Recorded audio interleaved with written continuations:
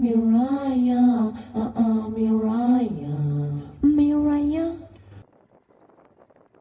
Care International says it reopened its mobile clinic in Bentiu last weekend after it was forced to suspend operations in the wake of violence. Care International Communication Advocacy Officer Dan Adler told Radio Miraya's David Lucan that the mobile clinic is operating at the Catholic Church and that nearly 100 patients have already visited the facility. CARE set up this mobile clinic actually back in mid-February. We had been supporting all the clinics in Rubicona County before the current crisis began, and our clinic that we were supporting in Bentiu was looted and partially destroyed during the initial phases of the current crisis. Basically, we set up the mobile clinic to kind of try to fill some of the gaps that were created by the lack of operation of the regular clinic. And they were seeing about 100 people a day, every day, between February and the most recent outbreak of violence 2 weeks ago. Because of that violence, we had to close down the mobile clinics also. And we were just able to get those back in operation, working out of the Catholic Church grounds there on Saturday. We saw 32 patients the first day, and as word got around a little bit more, and we were back out on Sunday, and we saw 70 patients. So can you explain to me, when you say mobile clinic, is this like going around town, or you have specific places that you go to and then the people come to access your service? All the services, public services in Bentiu were shut down, basically, when the conflict began. There is some services being offered out of the hospital there, but the other clinics have been shut down.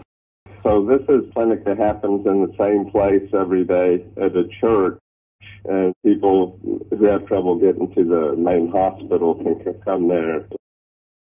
I was actually there on Saturday and Sunday to witness the reopening of that. What exactly is this mobile clinic offering? It's a walk-in clinic, and most of the problems that they're treating and they're seeing are directly related to the lack of public services and the extreme contamination of the environment. There have been bodies laying around Bentiu now for 2 weeks. There's no clean water available to people. They're having trouble washing and finding clean water to drink. As a result, almost everybody in Bentiu has diarrhea and is complaining of stomach problems. So we were getting a lot of those kind of cases. And then a lot of infections related to the contamination also. With all the flies, a lot of eye infections, skin infections, things of that nature. And a few gunshot wounds, the cleaning up of old wounds, the fighting. There hasn't been any real fighting there now for 2 weeks. And besides that, the normal caseload, of course, malaria is always a big issue. You say you were there on Saturday, and what is your assessment?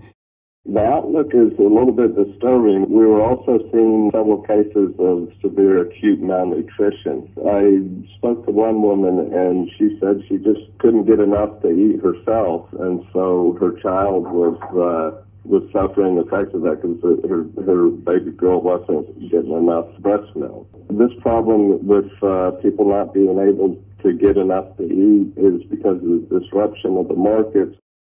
Most of the cattle have been taken away to safer places, not so the women and children.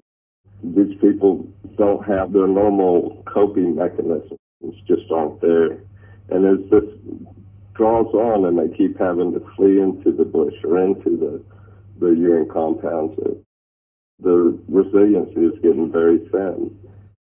That's why we're so worried about the food crisis in this country. That was CARE International Communication and Advocacy Officer Dan Adler speaking to Radio Miraya's David Lucan.